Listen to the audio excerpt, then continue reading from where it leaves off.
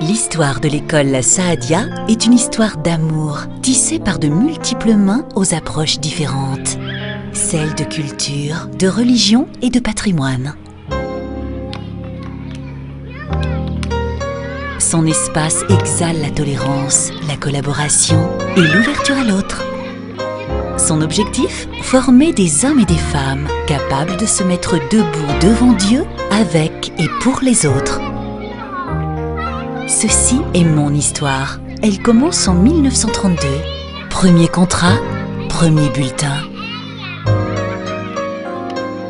L'embryon que je suis prend vie dans Guélise, la nouvelle ville de Marrakech, la rouge, aux palmiers solides. Dès ma naissance, ma raison d'être chante les premières découvertes de l'enfant qui ouvre sur le monde un regard émerveillé. Susciter la curiosité en toute chose et transmettre le sens de l'admiration. Prendre l'enfant en main, lui révéler ses capacités et ses performances, lui donner confiance en lui-même, le lancer vers des réalisations personnelles et créatives. J'ai vécu des joies et des peines. Pour y faire face, j'ai bu à la source vitale de mon existence, celle de l'amour, du don, du progrès et de l'excellence. Je veux aider mes enfants à devenir plus autonomes, les rendre capables de raisonner par eux-mêmes et ainsi leur permettre d'affronter un monde où l'information est totalement disponible et sans contrôle. Aujourd'hui, je célèbre mes 75 ans et je me demande, qu'ai-je accompli? Mais aussi, comment affronter l'avenir? Écoutons mes anciens, déjà formés et maîtres de leur vie.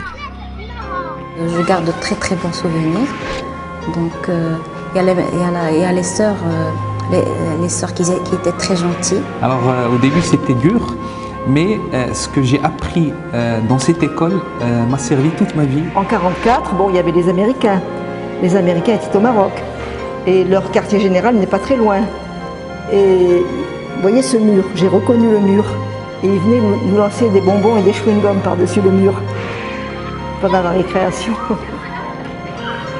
L'histoire de mes petites classes est indissociable de l'histoire de l'enfance. La maternelle forme un univers privilégié. Elle a sa mémoire, son parcours et son langage, fait de chants, de danses, de comptines, de récits. C'est ma première année où je commence ma vie à l'école La Saadia.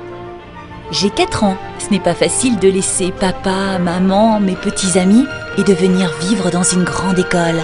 Mais j'apprends à vivre avec des enfants comme moi. Je les écoute, les respecte et les aime. J'apprends à parler et à construire mon langage, à exercer ma main à écrire, à dessiner. Je m'initie aux arts plastiques. Je découvre le monde qui m'entoure. J'apprends à y agir, sentir et créer. Me voilà grandir d'une année. J'ai déjà 5 ans. Je commence à reconnaître des consonnes et des voyelles. Je sais associer une quantité à un chiffre et je comprends la lecture d'une histoire. Mes enfants grandissent, évoluent, apprennent. Ils laissent derrière eux le souvenir de leur premier balbutiement, leur première classe. Chaque année qui passe est un pas de plus vers l'âge de raison. Les éducateurs sont là pour les aider. Je pense que ce que les parents attendent quand ils inscrivent leurs enfants dans cette école, c'est qu'il y ait un enseignement de qualité, avec donc des éducateurs qui soient attentifs à chaque enfant. L'enseignant n'était pas qu'un professeur qui nous inculquait des choses, mais c'était aussi celui qui nous élevait, nous éduquait, nous donnait des valeurs quand même. On essaye, avec les éducatrices, d'avoir cette attention au développement personnel de chacune et de chacun de ses élèves. Mes enfants sauront-ils un jour dominer la machine, sélectionner le savoir et surfer efficacement? La télévision, le cinéma, les émissions tueront-ils mes livres? Quoi qu'il en soit, ce sont des sources d'images et d'informations qu'il est indispensable que mes élèves maîtrisent. Ce que les livres vous apportent est caché derrière ces portes. L'aventure vous appelle. Lisez, ouvrez vos ailes. Vous pouvez voyager à dos de chameau, en avion, en bateau. Voir l'Italie, découvrir la Crète, vivre une tempête. Je ne m'ennuie pas à écouter chantonner mes amis. La lecture est personnifiée, elle est chacun de nous. Mimer, jouer la scène, inventer.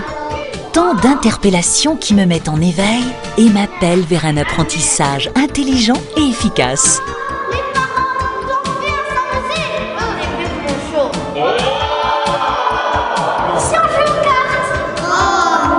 C'est intéressant d'apprendre en chantant. Une troisième langue à apprendre?